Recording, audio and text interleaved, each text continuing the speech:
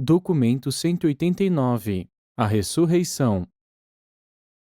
Logo após o enterro de Jesus, na sexta-feira à tarde, o dirigente dos arcanjos de Nébadon, então presente em Urântia, convocou o seu conselho para a ressurreição das criaturas de vontade adormecidas e começou a fazer considerações sobre uma possível técnica de reconstituição de Jesus.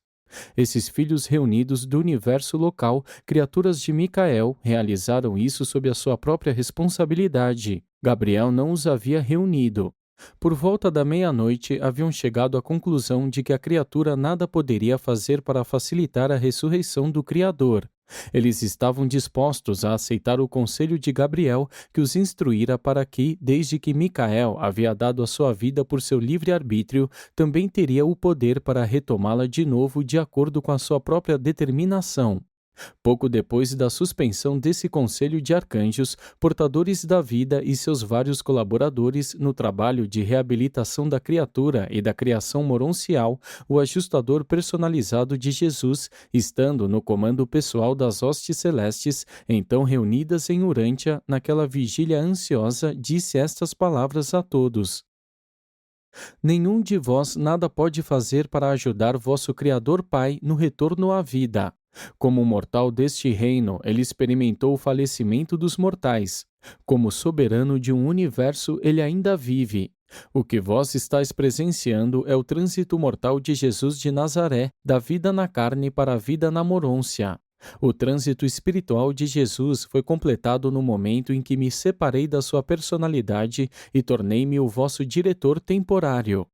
Vosso Criador Pai escolheu passar pela experiência inteira das suas criaturas mortais, desde o nascimento dos mundos materiais, da morte natural e da ressurreição da morôncia até o status de uma existência espiritual verdadeira. Estais observando uma determinada fase dessa experiência, mas não podeis participar dela. As coisas que normalmente fazeis pela criatura, não as podeis fazer pelo Criador. Um filho criador tem, dentro de si próprio, o poder de auto-outorgar-se à semelhança de quaisquer dos seus filhos criados. Tem dentro de si o poder de dispor da sua vida observável e para retomá-la novamente.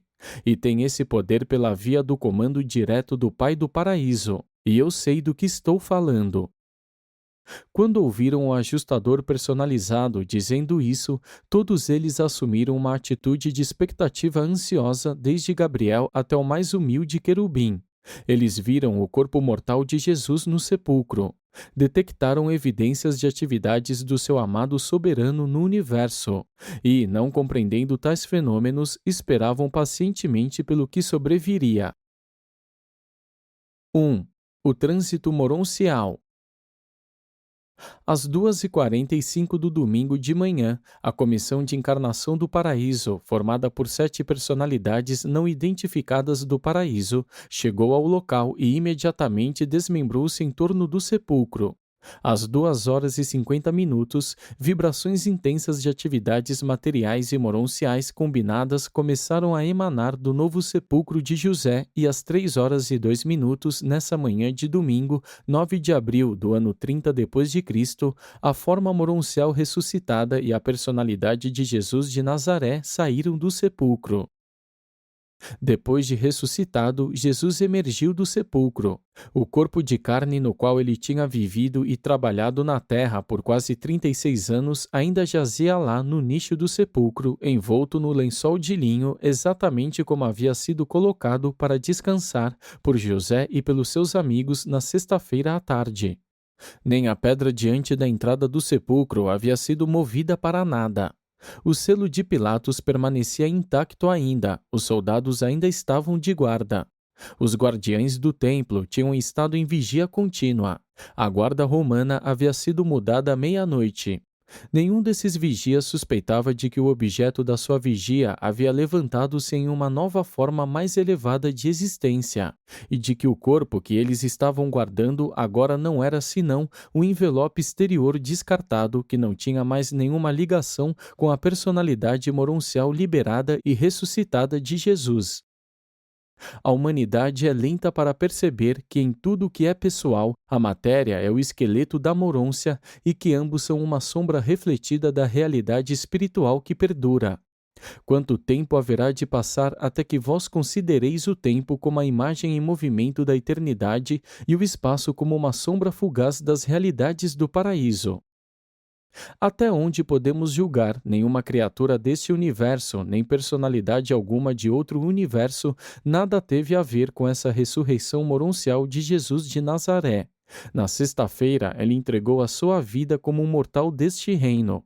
No domingo de manhã, ele retomou-a de novo como um ser moroncial do sistema de Satânia em Norlatiadec. Há muito sobre a ressurreição de Jesus que nós não compreendemos, mas sabemos que ocorreu como declaramos e por volta da hora indicada. Podemos também registrar que todos os fenômenos conhecidos relacionados com esse trânsito mortal ou ressurreição moroncial aconteceram exatamente ali no novo sepulcro de José, onde o material mortal de Jesus permanecia envolto em trajes mortuários. Sabemos que nenhuma criatura do universo local participou desse despertar moroncial. Percebemos as 7 personalidades do paraíso em torno do sepulcro, mas não as vimos fazer nada para o despertar do Mestre. Tão logo Jesus apareceu ao lado de Gabriel, bem acima do sepulcro, as 7 personalidades do paraíso indicaram sobre a sua intenção de partir imediatamente para o Versa. Esclareçamos definitivamente o conceito da ressurreição de Jesus fazendo as seguintes afirmações. 1. O seu corpo material ou físico não é uma parte da personalidade ressuscitada. Quando Jesus saiu do sepulcro, o seu corpo de carne permaneceu intacto no sepulcro. Ele emergiu da tumba sem mover as pedras diante da entrada e sem romper os selos de Pilatos. 2. Ele não emergiu do sepulcro como um espírito, nem como Micael de Nébadon.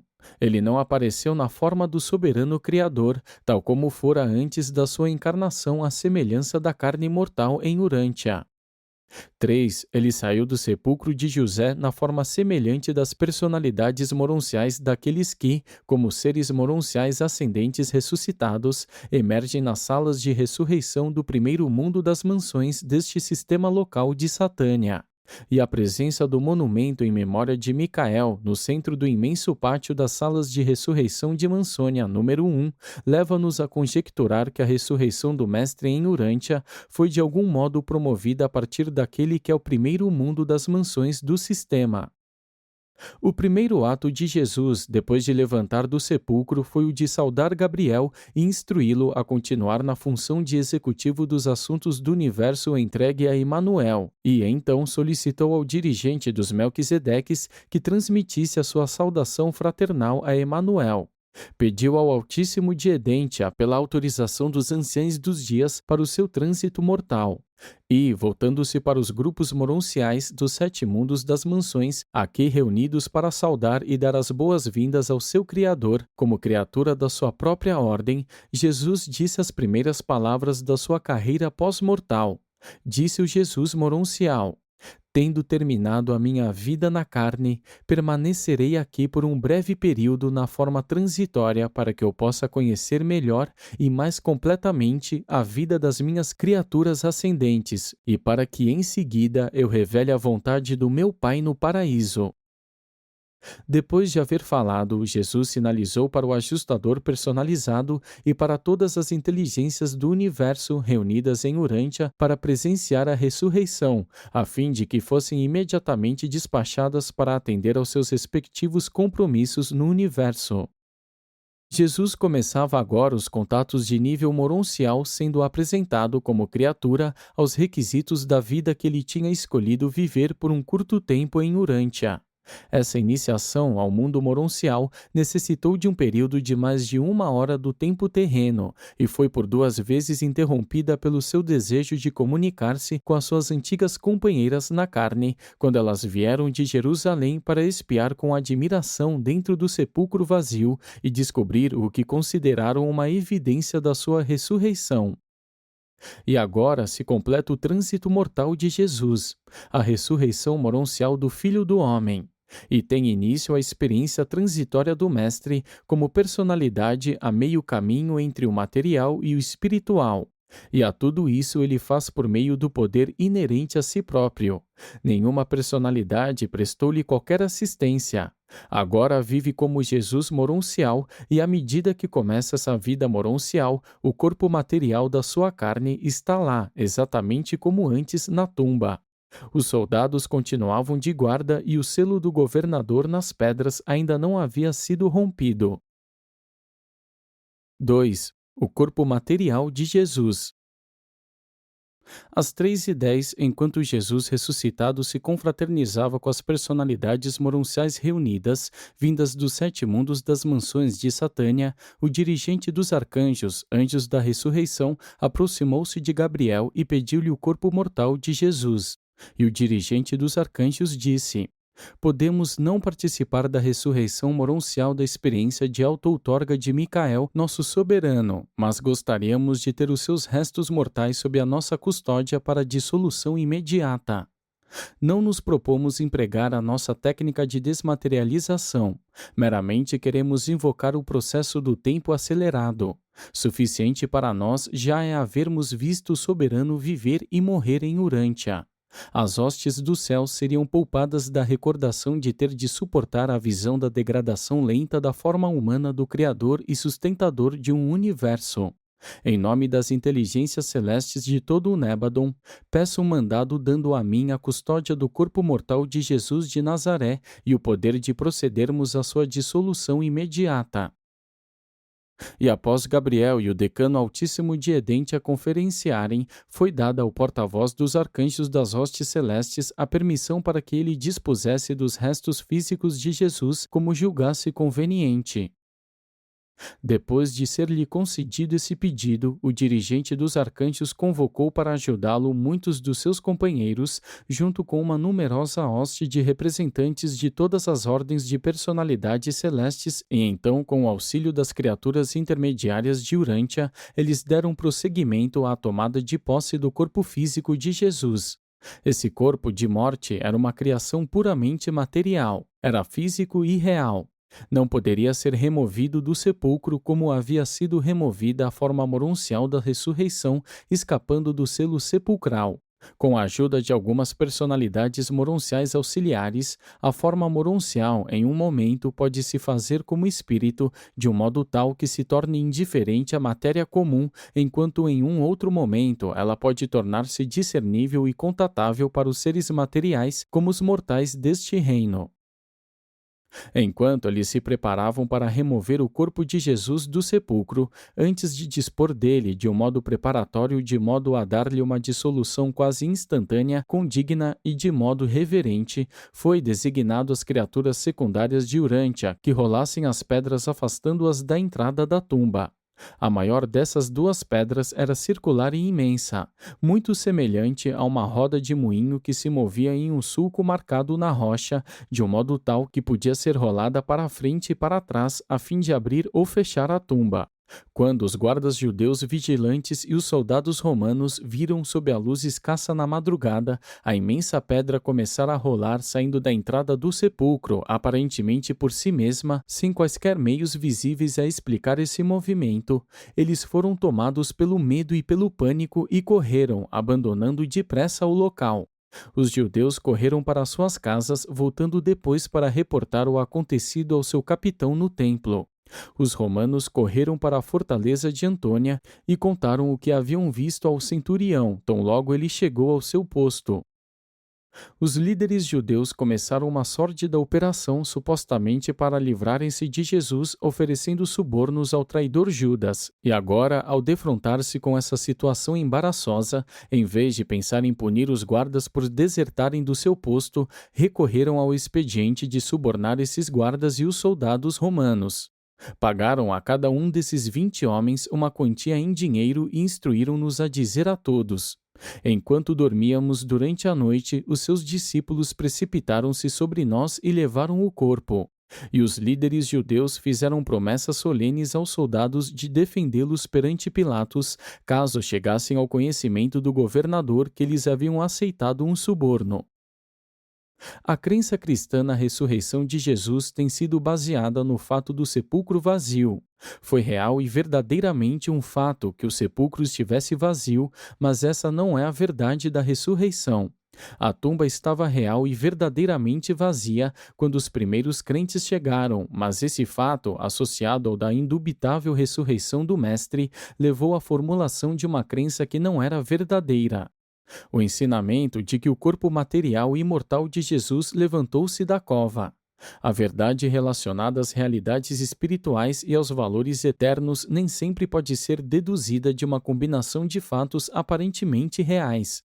Ainda que os fatos individualmente possam ser materialmente verdadeiros, não significa que a conjunção de um agrupamento de fatos deva necessariamente conduzir a conclusões espiritualmente verdadeiras.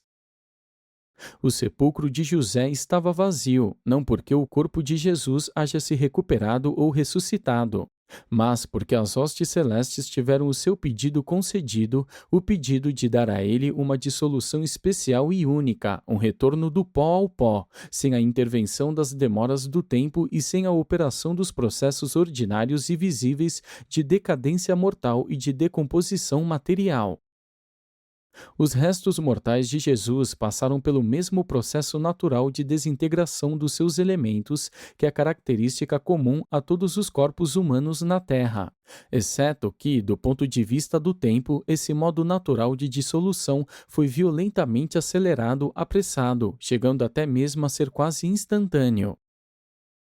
As verdadeiras evidências da ressurreição de Micael são espirituais pela sua natureza, ainda que esse ensinamento seja corroborado pelo testemunho de muitos mortais do reino que se encontraram, reconheceram e comungaram com o Mestre ressuscitado na forma moroncial. Ele tornou-se parte da experiência pessoal de quase 1000 seres humanos, antes de finalmente deixar Urântia. 3. A ressurreição dispensacional.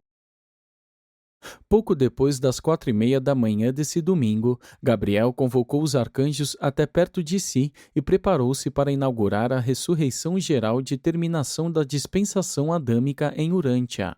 Quando a vasta hoste de serafins e de querubins envolvida nesse grande acontecimento encontrava-se organizada em formação apropriada, o Micael Moroncial apareceu diante de Gabriel, dizendo: do mesmo modo que o meu Pai tem vida em si próprio, ele a deu ao Filho para que tivesse vida em si próprio. Embora eu não tenha ainda reassumido plenamente o exercício da jurisdição do universo, essa limitação autoimposta de nenhum modo restringe o outorgamento da vida aos meus filhos adormecidos, que tenha, pois, início o chamado da lista de ressurreição do planeta. O circuito dos arcanjos então operou pela primeira vez a partir de Urântia. Gabriel e a hoste de arcanjos transportaram-se ao local da polaridade espiritual do planeta. E quando Gabriel deu o sinal, foi transmitida ao primeiro mundo das mansões do sistema a voz de Gabriel dizendo: por mandado de Micael, que levantem os mortos de uma dispensação de Urântia. Então todos os sobreviventes das raças humanas de Urântia, que haviam estado adormecidos desde os dias de Adão e que não tinham ainda ido a julgamento, apareceram nas salas de ressurreição de Mansônia, prontos para sua investidura moroncial. E em um instante de tempo, os serafins e os seus colaboradores estavam prontos para partir em direção aos mundos das mansões. Normalmente, esses guardiães seráficos, anteriormente designados à custódia grupal desses mortais sobreviventes, teriam estado presentes no momento do seu despertar nas salas de ressurreição de Mansônia, mas eles estavam neste mundo, nesse momento, por causa da necessidade aqui da presença de Gabriel, relacionada com a ressurreição moroncial de Jesus. Não obstante haver inúmeros indivíduos que, tendo guardiães seráficos pessoais e tendo atingido o nível requerido de progresso da personalidade espiritual, foram para a Mansônia durante as idades posteriores ao tempo de Adão e Eva, e ainda que tenha havido muitas ressurreições especiais e milenares dos filhos de Urântia, esta era a terceira lista de chamada planetária, ou seja, a que completava a lista de ressurreições dispensacionais. A primeira ocorreu na época da chegada do príncipe planetário, a segunda durante a época de Adão, e esta a terceira, que assinalava a ressurreição moroncial, o trânsito mortal de Jesus de Nazaré. Quando o sinal da ressurreição planetária foi recebido pelo dirigente dos arcanjos, o ajustador personalizado do Filho do Homem renunciou à sua autoridade sobre as hostes celestes reunidas em Urântia, transferindo todos esses filhos do universo local de volta para as jurisdições dos seus respectivos comandantes. E após fazer isso, ele partiu para Salvington a fim de registrar com Emanuel o fim completo do trânsito mortal de Micael. E foi seguido imediatamente por toda a hoste celeste que não estava requisitada para servir em Urântia. Mas Gabriel permaneceu em Urântia com o Jesus moroncial. E é esse o relato dos acontecimentos da ressurreição de Jesus, segundo foram vistos por aqueles que os presenciaram como realmente ocorreram, livres das limitações da visão humana parcial e restrita. 4. A descoberta da tumba vazia.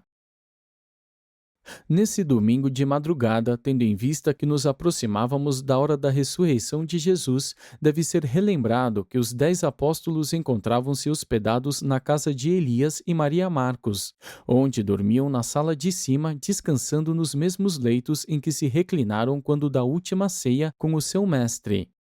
Nesse domingo pela manhã, estavam todos reunidos lá, exceto Tomé. Tendo estado com eles por uns poucos minutos, quando se reuniram no sábado até tarde da noite, era demais para Tomé ver os apóstolos e mais ainda suportar o pensamento do que tinha acontecido a Jesus. Ele deu uma olhada nos seus companheiros e imediatamente deixou a sala, indo para a casa de Simão em Betfagé, onde contava poder afundar-se no abismo da própria tristeza a sós. Todos os apóstolos sofriam, nem tanto pela dúvida e desespero, quanto pelo temor, a pena e a vergonha. Na casa de Nicodemos reuniram-se com Davi Zebedeu e José de Arimateia, entre 12 e 15 dos discípulos de Jesus, do mais proeminentes de Jerusalém. Na casa de José de Arimateia achavam-se entre 15 e 20 das principais mulheres crentes. E essas mulheres encontravam-se na casa de José sozinhas e, como haviam estado juntas durante as horas do dia de sábado e na noite seguinte, permaneciam sem saber da guarda militar de vigia no sepulcro. E tampouco sabiam que uma segunda pedra havia sido rolada na frente da tumba, nem que ambas as pedras tinham sido colocadas sob o selo de Pilatos. Um pouco antes das 3 horas, nesse domingo de manhã, quando os primeiros sinais do dia começaram a surgir no lado leste, 5 daquelas mulheres partiram para a tumba de Jesus. Elas haviam preparado uma boa quantidade de loções balsâmicas especiais e levavam consigo muitas bandagens de linho. O seu propósito era preparar melhor o corpo de Jesus com os ungüentos fúnebres, envolvendo-o cuidadosamente com novas bandagens. As mulheres que saíram para a missão de ungir o corpo de Jesus foram as seguintes: Maria Madalena, Maria, a mãe dos gêmeos Alfeus, Salomé, a mãe dos irmãos Zebedeus, Joana, a mulher de Cusa, e Susana, a filha de Esdra de Alexandria. Eram cerca de 3:30 quando as 5 mulheres, carregadas com seus ungüentos, chegaram diante da tumba vazia.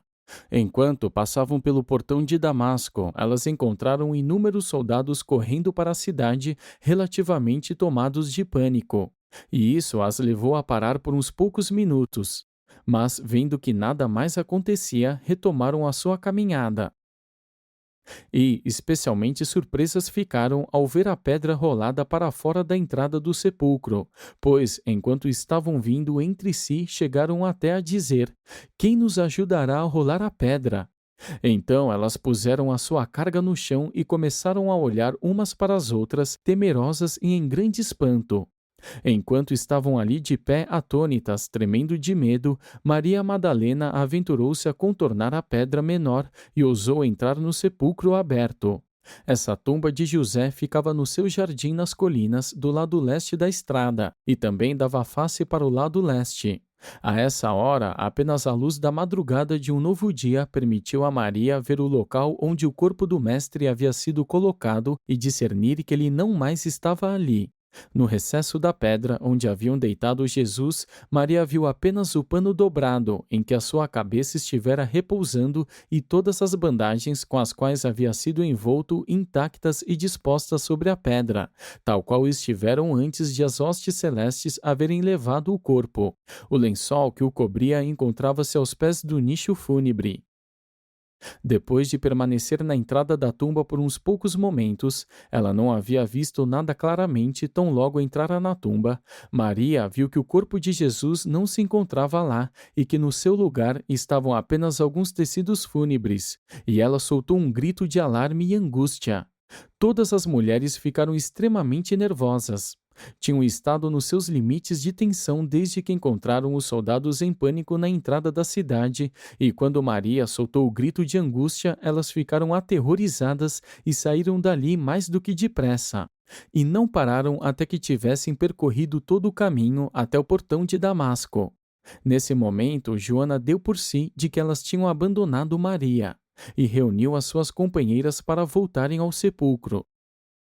À medida que se aproximaram do sepulcro, a amedrontada Madalena, que ainda mais aterrorizada ficara quando não encontrou as suas irmãs esperando por ela ao sair da tumba, agora corria para elas, exclamando agitadamente: "Ele não está lá! Levaram-no embora!" E elas conduziu de volta ao sepulcro, e todas entraram e viram que estava vazio. Todas as 5 mulheres então se sentaram na pedra próxima da entrada para conversarem sobre a situação. Ainda não lhes havia ocorrido que Jesus havia ressuscitado. Haviam permanecido sozinhas e isoladas todo o sábado, e então conjecturaram que o corpo pudesse haver sido removido para outro local de descanso. Mas, quando elas refletiram sobre tal solução para o seu dilema, não conseguiram explicação para o fato de os tecidos funerais estarem tão arrumados. Como poderia o corpo ter sido removido, já que as próprias bandagens nas quais estivera envolto tinham sido deixadas na mesma posição e aparentemente intactas na prateleira mortuária? Enquanto essas mulheres estavam sentadas ali, durante aqueles momentos da madrugada desse novo dia, elas viram a um canto um vulto estranho, calado e imóvel. Por um momento ficaram de novo amedrontadas, mas Maria Madalena, correndo até lá e dirigindo-se a ele como se fosse o jardineiro, disse: "Para onde tu levaste o mestre? Onde o puseram? Diz-nos para que possamos ir lá buscá-lo." Quando o estranho não respondeu a Maria, ela começou a chorar. Então Jesus falou a elas, dizendo: "A quem procurais?" Maria disse: "Procuramos por Jesus, que foi colocado para descansar na tumba de José, mas ele se foi. Sabes para onde o levaram?" Então Jesus disse: "E esse Jesus não vos disse na Galiléia mesmo que morreria, mas que se levantaria novamente?" Essas palavras assombraram as mulheres, mas o mestre estava tão mudado que elas ainda não o reconheceram, de costas que estava para a escassa luz. E enquanto elas pesavam as suas palavras, ele dirigiu-se a Madalena com uma voz familiar, dizendo: "Maria." E quando então ouviu essa palavra, dita com uma compaixão tão bem conhecida e em saudação afetuosa, ela soube que era a voz do Mestre. E correndo, ajoelhou-se aos seus pés, ao mesmo tempo em que exclamava: "Meu Senhor e meu Mestre!" E todas as outras mulheres reconheceram que era o Mestre que estava diante delas na forma glorificada e depressa se ajoelharam diante dele. Esses olhos humanos tornaram-se capazes de ver a forma moroncial de Jesus mediante a ministração especial dos transformadores e das criaturas intermediárias, em conjunção com algumas das personalidades moronciais que então acompanhavam Jesus. Quando Maria tentou abraçar os seus pés, Jesus disse: "Não me toques, Maria, pois eu não sou mais como tu me conheceste na carne.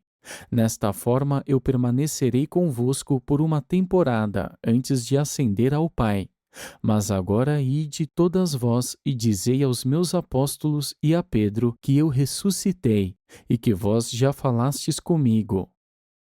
Após recuperarem-se do choque de um tal assombro, essas mulheres apressaram-se de volta à cidade, indo para a casa de Elias Marcos, onde contaram aos 10 apóstolos tudo o que lhes havia acontecido. Mas os apóstolos não ficaram inclinados a acreditar nelas. A princípio, pensaram que as mulheres haviam tido uma visão, mas quando Maria Madalena repetiu as palavras com as quais Jesus tinha dirigido-se a elas, e quando Pedro ouviu o seu nome ser pronunciado, ele correu para fora da sala de cima, seguido por João, em grande pressa para chegar ao sepulcro e ver essas coisas por si próprio. As mulheres repetiram a história daquela conversa com Jesus para os outros apóstolos, mas eles não acreditariam e não iriam ver por si próprios como haviam feito Pedro e João. 5. Pedro e João na tumba. Enquanto os dois apóstolos corriam para o Gólgota até a tumba de José, os pensamentos de Pedro alternavam-se entre medo e esperança. Ele temia encontrar o Mestre, mas a sua esperança era estimulada pela história de que Jesus havia mandado uma palavra especial para ele. E ele achava-se quase persuadido de que Jesus estava realmente vivo. Relembrou-se da sua promessa de que ressuscitaria no terceiro dia. Por mais estranho que pudesse parecer, essa promessa não havia sido lembrada por Pedro desde a crucificação até este momento em que ele corria para o norte atravessando Jerusalém. À medida que João saía apressado da cidade, um estranho êxtase feito de júbilo e de esperança inundava sua alma. Ele estava quase convencido de que aquelas mulheres realmente haviam visto o Mestre ressuscitado. João, sendo mais jovem do que Pedro, ultrapassou-o e chegou primeiro à tumba. João permaneceu junto à entrada, olhando para dentro da tumba, que estava exatamente como Maria havia descrito. Logo, Simão Pedro chegou correndo e, entrando, viu a mesma tumba vazia com as mortalhas arrumadas de um modo peculiar. Quando Pedro saiu, João entrou e igualmente viu tudo por si próprio. E então ambos sentaram-se na pedra para refletir sobre o que significava tudo o que eles haviam visto e ouvido.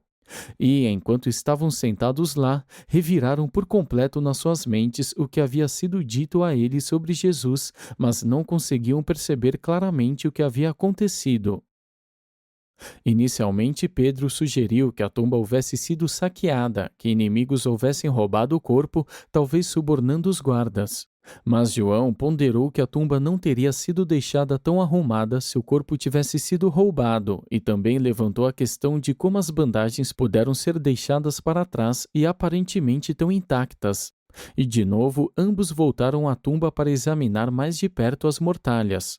Quando saíam da tumba pela segunda vez, eles encontraram Maria Madalena, que retornara e chorava diante da entrada. Maria tinha ido até os apóstolos acreditando que Jesus se havia levantado-se da cova, mas quando todos se recusaram a acreditar no que ela contava, ficou deprimida e em desespero. Queria voltar para junto da tumba, onde ela pensou haver ouvido a voz familiar de Jesus. Enquanto Maria permanecia ali, depois de Pedro e João terem ido embora, de novo o Mestre apareceu para ela, dizendo: Não fiques em dúvida. Tenha coragem de crer no que viste e ouviste. Volta aos meus apóstolos e de novo dize a eles que eu ressuscitei, que eu aparecerei para eles e que logo irei ter com eles na Galiléia como prometi. Maria apressou-se a voltar à casa de Marcos e disse aos apóstolos que novamente havia conversado com Jesus, mas eles não acreditariam nela. E quando Pedro e João voltaram, eles pararam de ridicularizá-la e ficaram cheios de temor e de apreensão.